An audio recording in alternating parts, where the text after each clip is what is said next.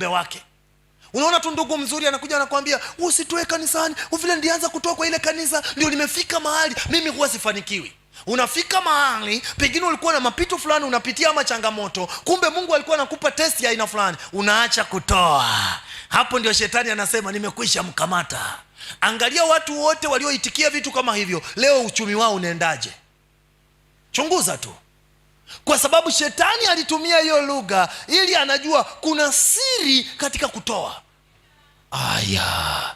Kama utakamata mzunguko wako wa uchumi uende vizuri, nimekuambia wana wa Mungu, zishike kanuni za Mungu. Kitu kingine nikakwambia, kuwa mtu ambaye ni mtoaji. Kuwa mtu uliye na mzigo na kazi ya Mungu. Katika kipawa chako una mzigo na kazi ya Mungu. Una mzigo na utumishi wako. Una mzigo na vitu ambavyo unavifanya. Kwa sababu kama hauna mzigo na kazi ya Mungu, shetani naye anapata nafasi ya kukuweza kukutegemeza ama kuweza kukufanya usifanikiwe. Sema, Bwana Mungu, naomba rehema. Naomba unisaidie. Kama kunapo mahali nimekuwa nikikoroga ama nikipinda katika masuala ya uchumi, sijakuwa mtoaji aliye mwaminifu, sijakuwa mtu wa kufuata kanuni, naomba unisaidie. Funua macho yangu nielewe ni eneo lipi ambalo ninakosea, nisimame kwa zamu yangu ukaweze kunionekania. Ni Biblia inasema wanachukua mshahara wanaweka kwa mifuko iliyofanya nini? Toboka. Wanakula. Wewe unaona mtu anapata hela anakula, lakini hata akipaka mafuta ngozi ni kama ngozi haishiki mafuta. Unakunywa lakini unaonekana. Kwa sababu gani? Kwa namna ama mtu anavaa nguo lakini sasa mapigo ya kimungu yako juu yake, anakuwa kama nini? Ni kama mtu uliotungikwa ndani ya henga. Sikupenda. Masuala ya uchumi Mungu hachezi nayo. Masuala ya nini? Kitabu cha Ayubu 41:11. Zaburi ya 41:11 inasema, ni nani aliyetangulia kunipa hata nimulipe?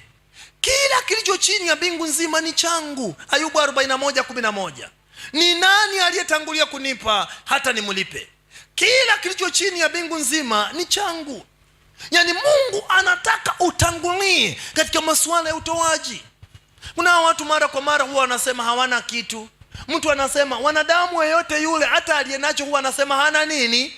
Yuke mwenza kumwambia, mbona unasema hauna kitu? Na kwa mtandao unaonekana simu za kupiatila, unaonekana 24/7. Hiyo vocha inatoka wapi? Wewe unasema hauna kitu, ya daladala ama ya mafuta ya gari inatoka wapi?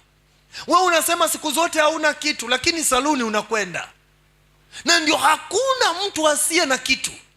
Yule asiyekuwa na kitu kama yule mwanamke, hata kile alichokuwa nacho cha thamani aliamua kukitoa ili aonyeshe thamani ya kuwa yeye ni mtoaji.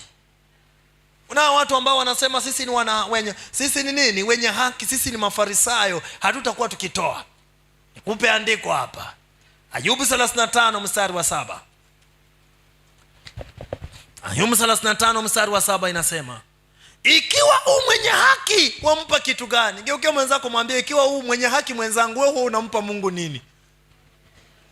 Ikiwa mwenye haki wampa nini? Kitu gani?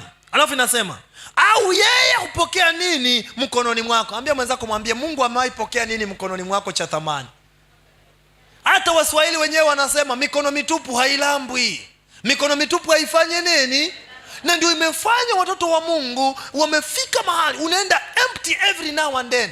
Mtu yeyote mtoaji, mtu yeyote aliye na mzigo na kazi ya Mungu, hata kama wakati yeye amepigika hatoi kwa hafanyi vitu fulani haviendi, lakini ana mzigo wa kutumikia Mungu. Angalia vizazi vyake, angalia maisha yake, utakuja unapata baadaye anakuwa mtu ambaye hata hawezi kujilinganisha pamoja naye, kwa sababu nyumba ama misingi yake ni misingi ambayo ni ya uchaji Mungu.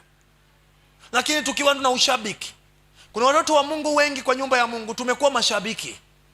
Haleluya. Tumekuwa nini? Kuna wainjilisti ambao pasipoende nje ama waweze kuhubiria watu waje kanisani, wamekuwa ni wainjilisti, badala walete mavuno, hao ni wakutoa mavuno nje. Sasa geukia mwenzako mwambie, wewe ni mwinjilisti wa aina ipi? wewe ni mwinjilisti wa kutoa watu kanisani ama wewe ni mwinjilisti wa kuleta watu kanisani? Mbona usemi hapo? Nimekukamata mbaya, nimekukamata babaya ama nini? Leo naomba Bwana anipigie tochi hapa nione hawa wainjilisti wa kutoa watu kwa mwili wa Kristo. Mbona usemi amina hapo? Kwa sababu kwa namna moja ama nyingine tunaomba Mungu atusaidie. Walokole, watoto wa Mungu, tumedharauliwa. Walokole tumefika mahali hatupewi heshima kwa sababu ya tabia zetu. Kwa sababu ya nini? Kwa sababu ya nini? Tabia zetu. Unapata mlokole anasikia huyu mtu anaenda kufanikiwa, tunashikana mikono, tunaanza kuomba, we bind, tunazuia Bwana hatapata hicho kitu. Na ndio unaona nilipofika mahali hata unabii wa mtu wa mambo yake nyeti, mimi nazungumza naye mwenyewe ili wewe ambaye unaonekana unamuombea vibaya usiusikie. Ama hawa watoto wa Mungu tunapowachunga, si watu wote katika nyumba ya Mungu ni waumini, ni kondoo. Wengine ni umbwa mwitu. Wengine ni kondoo mwitu. Wengine wanatumika na roho ya Yezebeli. Yezebeli kazi yake kuu ilikuwa ni kuharibu kazi ya Mungu. Sijui kama unapata hiyo point. Kuna vitu, kanuni za kukamata mzunguko wa uchumi. Hautapata mzunguko wa uchumi kama haujui kucontrol kinywa chako. We kila siku ni kutukana watu, we kila siku we unakuwa kama mtu mbeba kikapu ndani ya kanisa. Naona vile unaniangalia, wacha nisome ili andiko ndio kuanza kukuombea. Haleluya. Wanapenda hili somo, litakusaidia kwenda viwango fulani. Zaburi 81 mstari wa 6. Kuna watu wakikuja kanisani wanakuja kama watu wanaoenda supermarket. Wanaoenda wapi? Ukienda supermarket, ukifika pale unaenda kufanya shopping, unachukua kikapu, unaenda unajaza vitu vyako, unapotoka unachukua vitu vyako unaenda navyo, alafu na kikapu unafanya nini? Unaacha pale. Kuna watu pia wakija kanisani wanakuwa ni kama wabeba vikapu. Wanabeba vikapu vya masengenyo, vikapu vya umbea, vikapu vya uzushi, vikapu vya kuoneana. Wacha nikupe andiko. Leo mikono yako inaachana na kikapu. Zaburi 81 mstari wa 6. Nimelitenga bega lake na mzigo. Nimelitenga bega lake na nini? Mikono yake kaachana na kikapu. Mikono yake kaachana na nini? Sema Bwana Mungu, popote mikono yangu ilibebeshwa vikapu vya aina yote ile, mikono yangu naomba ujitenge na vikapu. Kanuni hizi zinasaidia. Bwana asifiwe sana. Kwa hivyo wana wa Mungu, ili ni somo endelevu. Nenda na wewe taratibu tu. Haleluya. Nenda na wewe nini? Taratibu tu. Usijui kama umepata kitu. Umepata kitu? Ni mapenzi ya Mungu. Ukisoma Zekaria 1:17 na 18 inasema ni mapenzi ya Mungu watoto wa Mungu wapate mafanikio. Zekaria 1:17 pale mpaka 18 mpaka 21. Mungu anatamani tupate mafanikio. Zekaria 1:17 mpaka 21. Anatamani tupate nini? Mafanikio. Tupate nini? Sema Bwana Mungu, naomba unipe mafanikio. Roho inayokula uchumi wangu naomba uniondolee.